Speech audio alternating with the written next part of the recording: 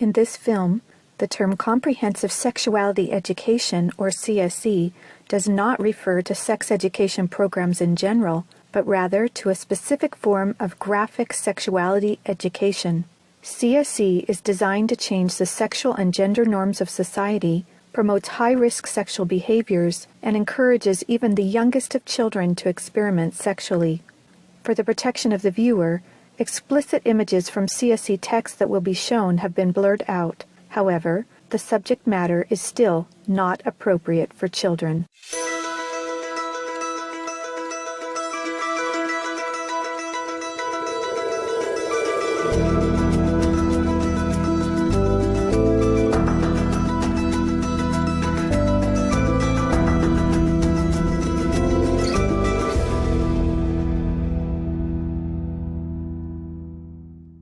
This is definitely an attack on healthy family life. It will affect your economy. It will affect your child rearing. It will affect your education system. This has horrified a lot of people in South Africa. And the tool that is being used, the weapons that are being used, is comprehensive sexuality education. As president of the American College of Pediatricians, I am deeply concerned about comprehensive sexuality education for 4 reasons. First, it sexualizes children. Second, it threatens children's health. Third, it promotes a dangerous gender ideology. And fourth, it undermines the parent-child relationship, which violates parental rights. My life's work has been to protect children by exposing the roots of the sexual revolution, the sexual rights movement that's led to sex education worldwide, globally. Say no to CSC! Say no to CSC! Say no to CSC! There is a worldwide war raging across the globe.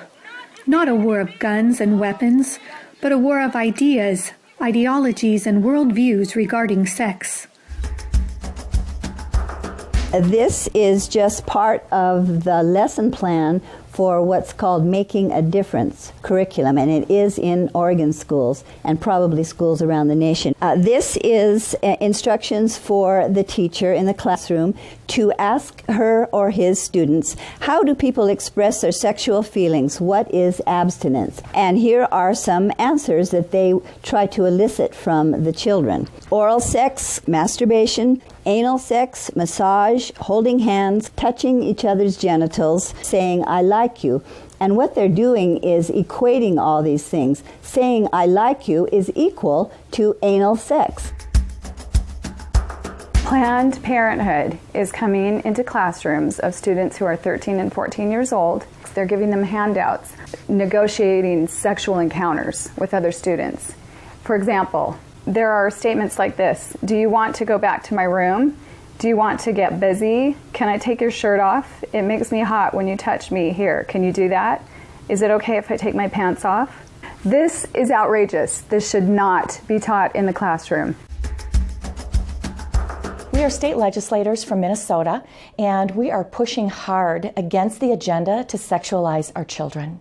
Minnesota is on the leading edge of this radical agenda, and we're trying our best to fight against it. They're pushing a comprehensive sexual education agenda, including the book, It's Perfectly Normal. It is pornography. It is something that even some of my colleagues, men especially on the House floor, did not want to look at. Showing children as young as 4th grade. In fact, it's recommended for 4th graders as their comprehensive sex education. We couldn't show this on the television news, but yet we want our 4th grade children to be looking at this book. When a child looks at a pornographic image, within 0.3 of a second, that's imprinted on his brain and her brain permanently.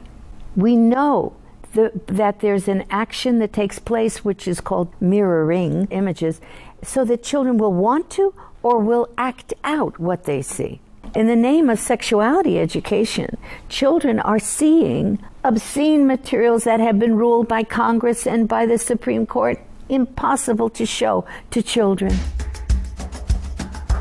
Where we in Latin America, we still have a lot of poverty. We have communities that don't have fresh water, that don't have electricity, children that cannot finish even primary school. Focus is completely shifted from basic needs to this very idealized agenda. They get comprehensive sexual education without the consent of parents, taking and deconstructing the family. They have really concerning campaigns for children. The strongest one is "We demand sexual education, impossible to live without it." One of them is called "Put It On." They have elementary students as young as 9 years old. Then they teach them how to wear a condom. And they have this plastic genitalia, and they even have young girls. They're teaching them how to put a condom on a male genitalia and boys how to put a condom on a woman's genitalia without the knowledge and consent of the parents. Most people are unaware that International Planned Parenthood Federation, also known as IPPF, is one of the largest providers of graphic, comprehensive sexuality education programs. With 65,000 service points in over 170 countries, this should concern governments and parents everywhere. My brother Luigi and I had an opportunity to go to the United Nations and give a speech on the UN floor. First, my brother explained about how we became orphans when both of our parents died of AIDS. I told them how Planned Parenthood was passing out a booklet for HIV-positive youth at the United Nations called Healthy, Happy, and Hot. This is for the kids who have AIDS. The booklet says its purpose, and I quote, "To support your sexual pleasure." It tells youth they can have sex in different ways. It teaches about sexual pleasure through masturbation, with same-sex partners, and even if you are drunk.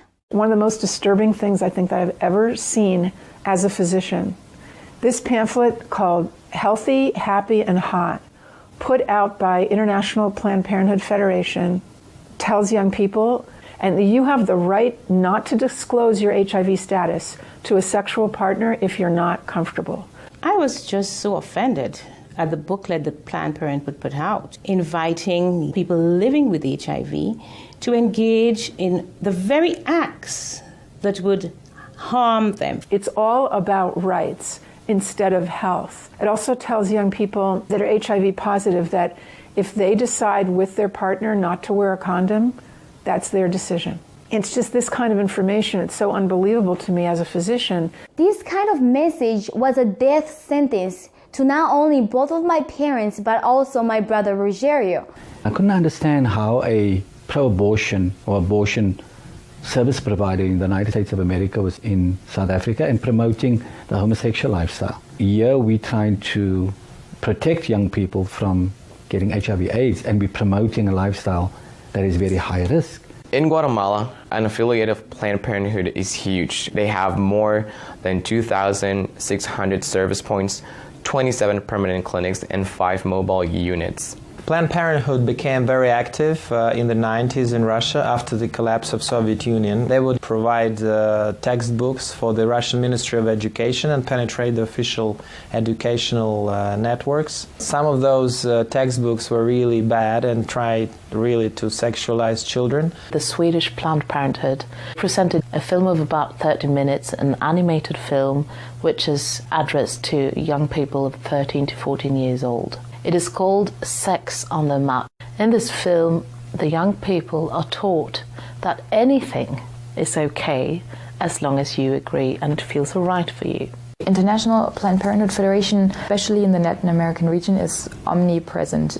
Be it at the mission at the United Nations, the person, for example, working on the actual language, drafting the document, is a direct International Planned Parenthood affiliate. We see the same thing in the Mexican government. They're usually the #1 advisor to the mission. They have a direct influence on the outcome documents, on what is established, what is negotiated at the UN. Planned Parenthood is one of the largest organizations in the world pushing sexual health and reproductive rights. What what they mean by that is not so much about reproducing. It's not about health care for babies, for mothers who want to have babies. It's trying to prevent the birth of babies. Many of the key players that are advisors to the representatives of various countries, they're actually directly linked to International Planned Parenthood Federation. It's really striking how International Planned Parenthood Federation plays such a big role, and what we just can't put our finger on is how that happened. Margaret Sanger, the founder of Planned Parenthood Federation, she was part of the eugenics movement that she referred to black people as the weeds of society.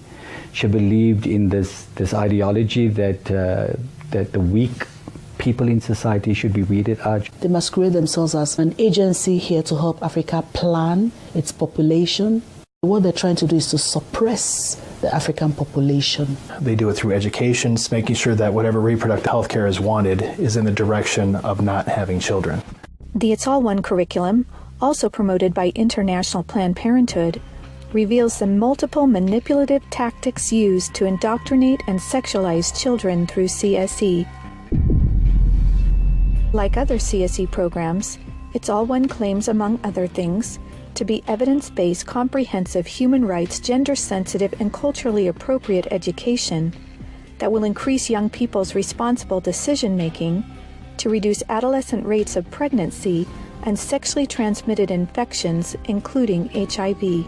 It's All One, however, like most CSE programs, is really just cleverly disguised abortion rights, sexual pleasure education, masquerading as human rights, gender, and sexual and reproductive health education.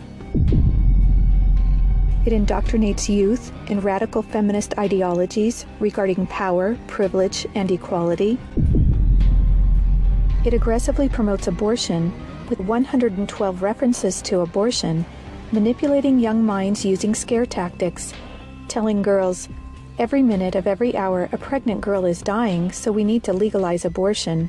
Students are then required to read stories of girls who have had abortions so they can learn to walk in her shoes in the decision to have an abortion. Like other CSE programs, It's All One has an obsessive focus on sexual pleasure, mentioning sexual pleasure 62 times. It promotes multiple sex acts, the idea that one sexual practice is not better or worse than another, and instructs children on how to stimulate themselves or their partner to orgasm. Children are also asked to read personal stories about feeling sexually attracted to someone of the same sex. It also helps students identify the skills they need to be able to negotiate comfortable sexual relationships, and claims there is no right age to have sex, and that each person has to determine when he or she feels ready to have sex. To explore their readiness, children fill out a worksheet that infers children are ready to have sex when they are feeling close to the other person, when both of you want to have sex, when you are feeling sexually attracted to the other person, and when you are feeling comfortable about telling the other person what feels good sexually.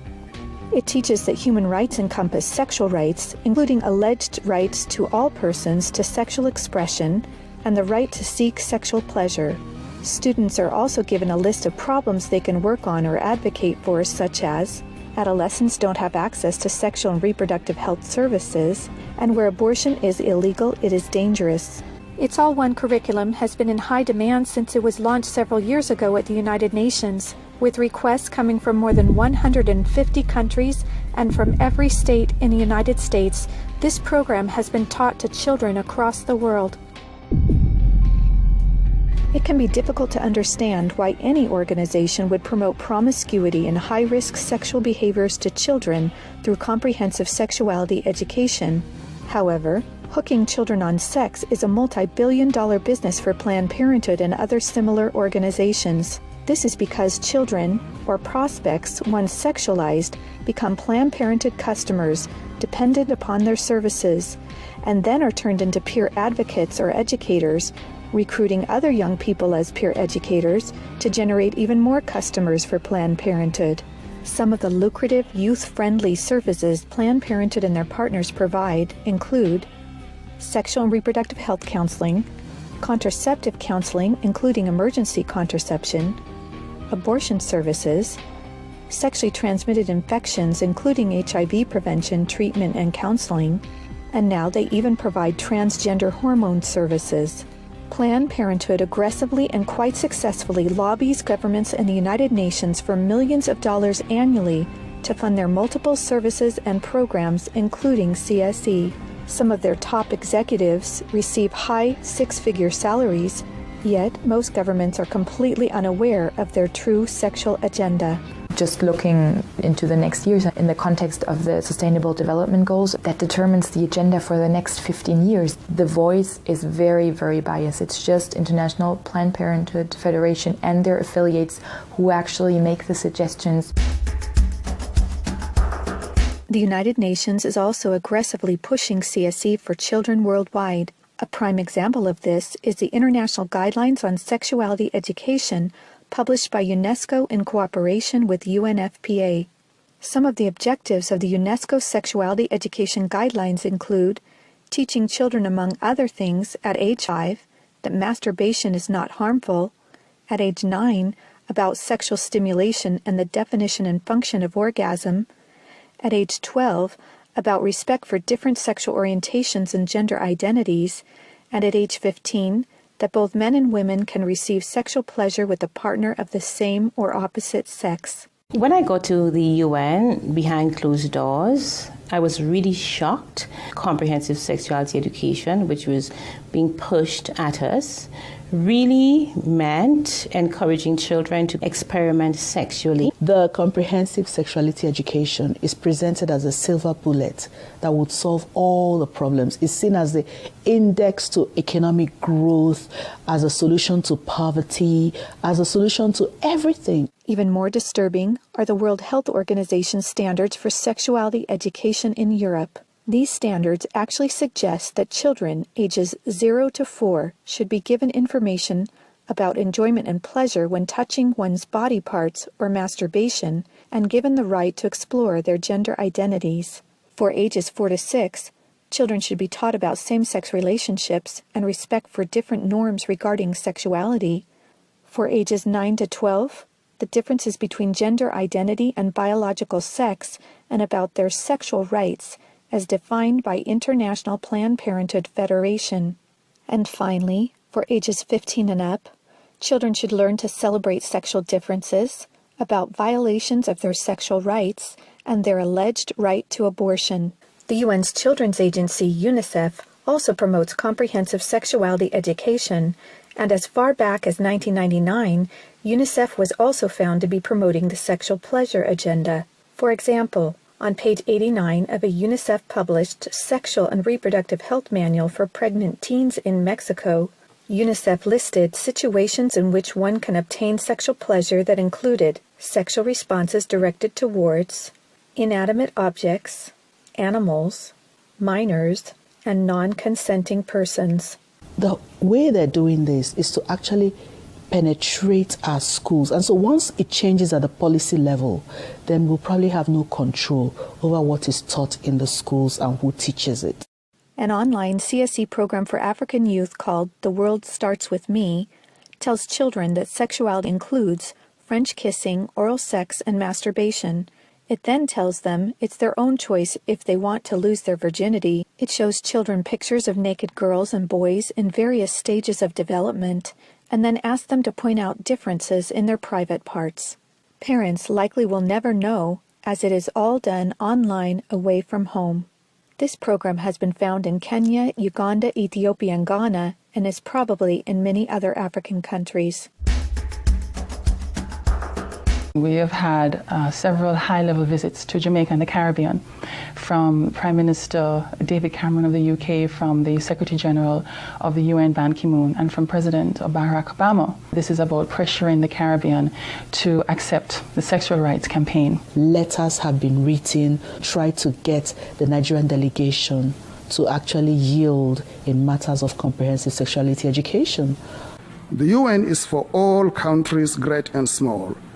As such, it should not be used as a platform to advocate tendencies, ideologies, or ways of life that are at variance with its core principles and mandates. Many times we're cornered by other delegations seeking to impose a radical sexual agenda.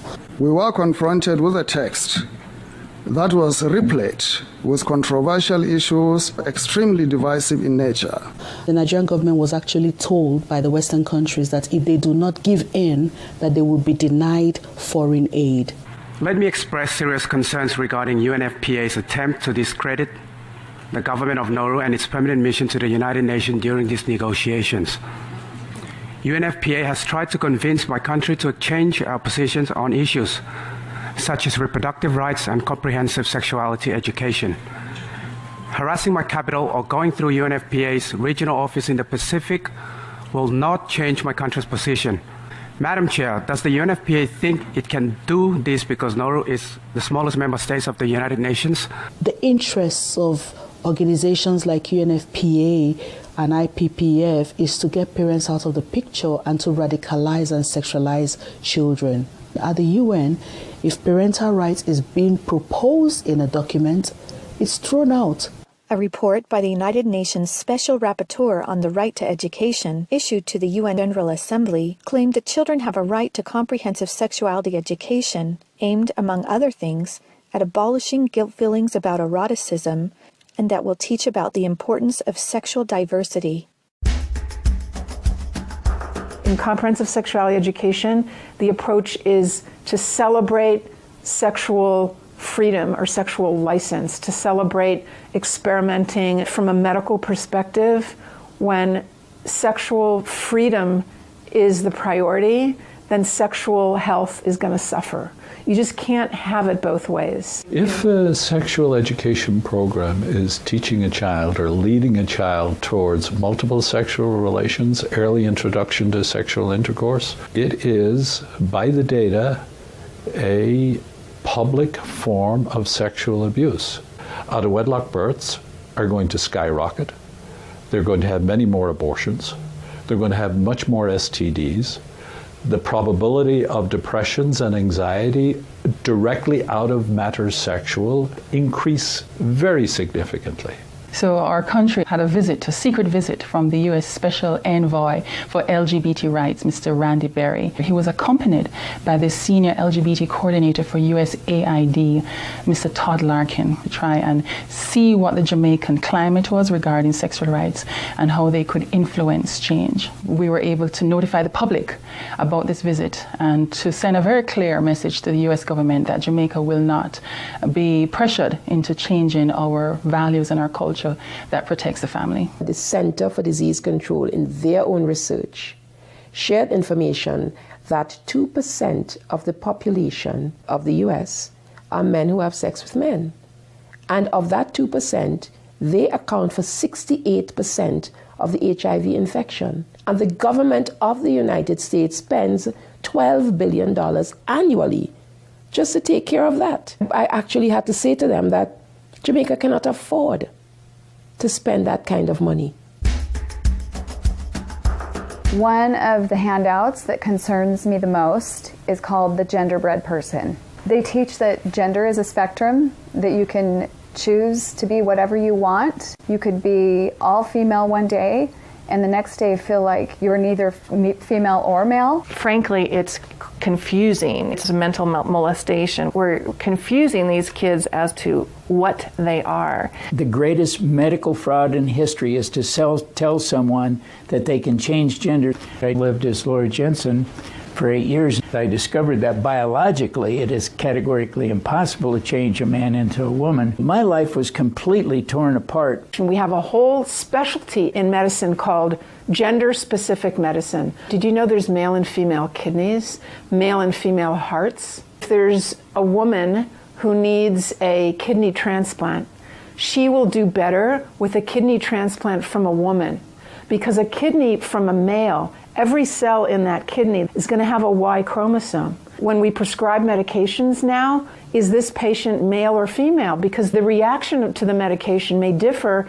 Leading young children down the path of puberty blockers, cross-sex hormones, and mutilating surgeries places them at a greater risk of developing high blood pressure, stroke, heart attacks, cancer, relationship problems, anxiety, depression, and suicide as adults. There are laws in Oregon where children as young as 15 can get taxpayer-funded sex changes without parental consent. You can't have an aspirin at school without parental consent. However, a student could make these life-altering, permanent decisions without their parental knowledge or consent. The Diagnostic and Statistical Manual of the American Psychiatric Association reports that as many as 98% of boys who are confused about their identity will come to accept their biological sex by the time they are adults, as long as they are not encouraged in their confusion. They're tampering with the core identity of these young people and confusing them.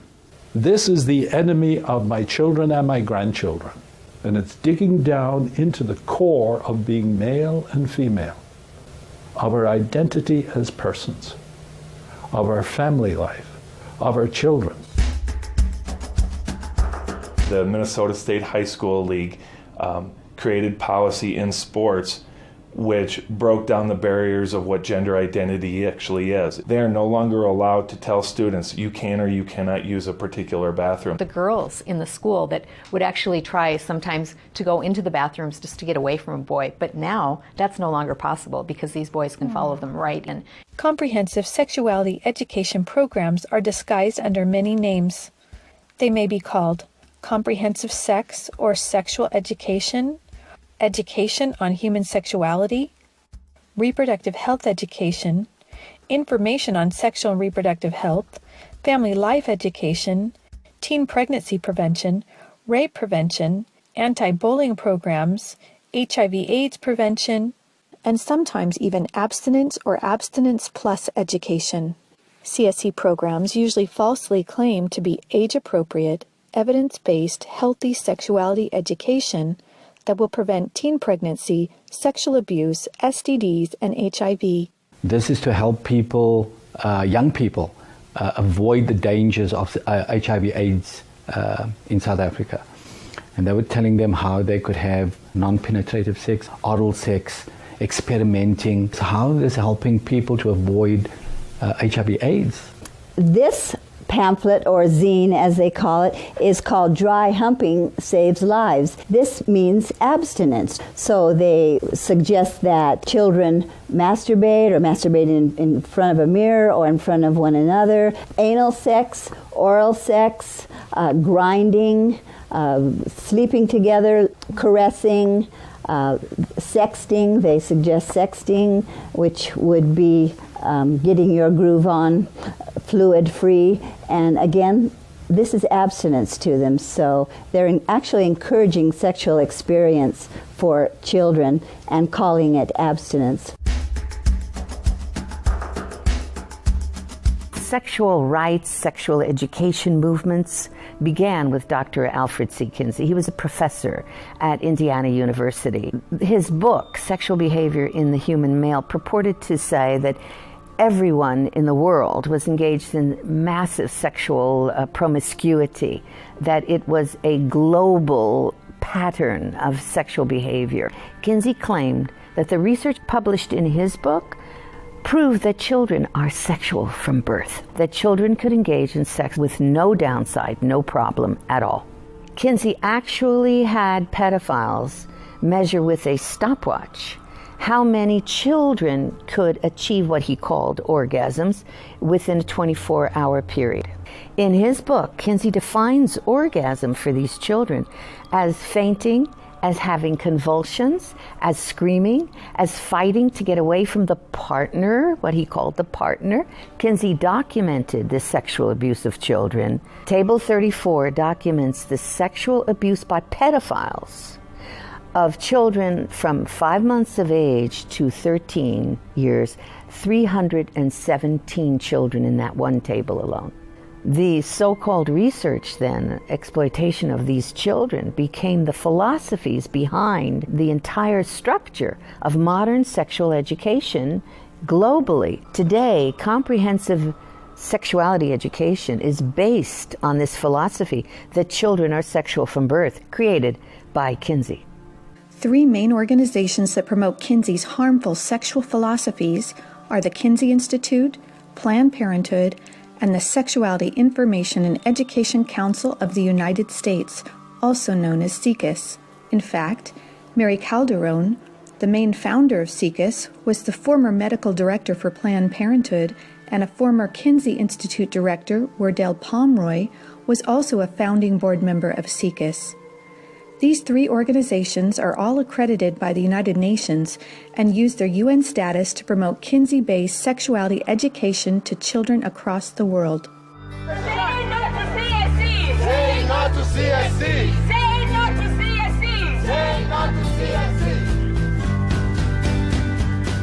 We have tried to stop it. We have tried to break the consensus and ensure that comprehensive sexuality education has no place in the United Nations agreed language. We've got to stop it. We've got to use everything at our disposal. We have to stand together to stop this attack against our children. The material was exposed by one individual, and the entire nation got wind, and as a result of it, it had to be withdrawn. Every well-thinking adult must be vigilant and must stand as a gatekeeper to our children's development. Band together and find ways to stop it from entering your country. We are trying to stop Planned Parenthood in Guatemala, and they have all this funding and this organization, but we know that if we stand together, we can do something for the family, for the children, for the future of the world. We're in a battle. If this has not come to your state in a full way, I can tell you it's come to Minnesota, and we deal with it every single day. As elected officials, if we can't rise and stand up and speak out on behalf of our children, our innocent children, what are we even doing? What are we even doing here? We stopped the Kinsey sexuality education program in Croatia. I went to Croatia. I held up the Kinsey books in Parliament. I described to them the basis of the Kinsey books and held up the Children of Table 34. And the Constitutional Court banned that sex education program. The American College of Pediatricians wants policymakers to understand this. When considering a sexuality education policy, be certain you specify that it be a sexual risk avoidance program. You must reject comprehensive sexuality education. We want to teach children to avoid all the risks, 100% of the risks, by avoiding early sexual behavior. These people, whoever they are, who want to make the sexual only about the pleasure, are working to destroy everything we are building. We resist it, even with our lives, because that's what life is all about. It is time for parents to say, no, my family is mine. My wife is mine. I am hers. Our children are ours. They don't belong to the state. And people of different faiths can easily band together on this. I may be a devout Muslim. I understand this. I'm a devout Mormon. I understand this. I'm a devout Roman Catholic. I'm a devout evangelical. On this parental issue, we are all together. Just understand, it's happening on our watch. If we don't do something about it, it is all of us that carry that guilt. Men have to rise up, defend their family. On matters sexual, the fathers have got to stand up. Say that you have no place talking sexuality to my children. We must let the world know the roots of this radical, destructive Kinseyan sexuality education. That is the only way we will be able to stop the corruption, the destruction of the world's children. Family Watch International invites good people from all around the world to join us in this worldwide battle to protect the health and innocence of children. To learn more and to sign the petition to stop comprehensive sexuality education, go to stopcsc.org. You can also help by encouraging others to watch the documentary and sign the petition as well. Together, we can and will protect the world's children.